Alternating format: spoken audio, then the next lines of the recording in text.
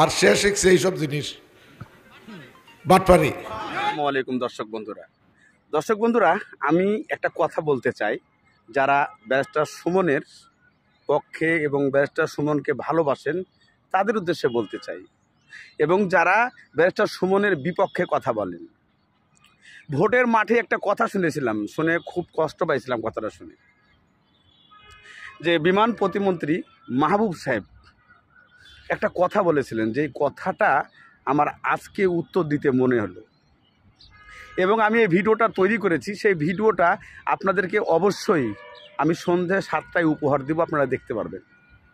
তা আমি যে কথাটা বলতে চাইছিলাম, যে ব্যারিস্টার সুমনকে মাহবুব সাহেব একটা কথা বলেছিলেন, সেই কথাটা হচ্ছে যে ব্যারিস্টার সুমন নাকি পাকিস্তানি, দেখতে পাকিস্তানের মতো। আচ্ছা, আমি একটা জিনিস বলতে চাই, যে পাকিস্তানির মতো দেখতে বলতে এই কথাটার ব্যাখ্যা করলে কি হয় জানেন?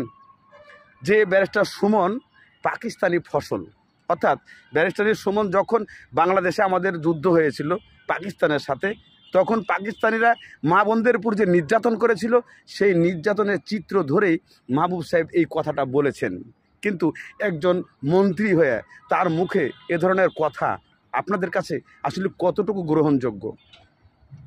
এবং আরও কিছু কথা বলেছিল, যে কথাগুলো আসলে আমার অন্তরে লেগেছে, এবং হয়তো যারা সুমনকে ভালোবাসেন তাদের অন্তরে লেগেছে। কিন্তু একজন শিক্ষিত মানুষ হয়ে যে 5 বছর মন্ত্রিত্ব করেছে, যে 5 বছর এমপিগিরি করেছে, তার মুখে এ ধরনের কথা এই ব্যারিস্টার সুমনের মতো একজন লোকের কাছে এটা কখনোই আমরা আশা করি নাই। কেননা যে এই কথাটা আপনারা অনেকেই প্রশ্ন করবেন যে আর প্রমাণ চাই। আপনারা অবশ্যই প্রমাণ পাবেন। সন্ধ্যে 7টায় আমি ফুল ভিডিওটা আপলোড করব, যে প্রতিমন্ত্রী মাহবুব সাহেব যে কথাটা বলেছে, যে সে পাকিস্তানি এবং দেখতে পাকিস্তানের মতো চেহারা, এর অর্থ যে বোঝায়, আপনারা অবশ্যই এই ভিডিওটা সন্ধ্যে 7টায় দেখবেন আমার, তাহলেই পেয়ে যাবেন যে পাকিস্তানি নাকি বাংলাদেশি জন্মভূত এই ব্যারিস্টার সুমন জনগণের বন্ধু, ফাটাকৃষ্ট এবং জনগণের উপকারিতা এবং 49টা ব্রিজ তৈরি করা সেই লোক ব্যারিস্টার সুমন। আপনারা অবশ্যই দয়া করে ভিডিওটা দেখবেন। সন্ধ্যা 7টায় ফুল ভিডিও আপলোড হবে। আসসালামু আলাইকুম, সবাইকে ধন্যবাদ।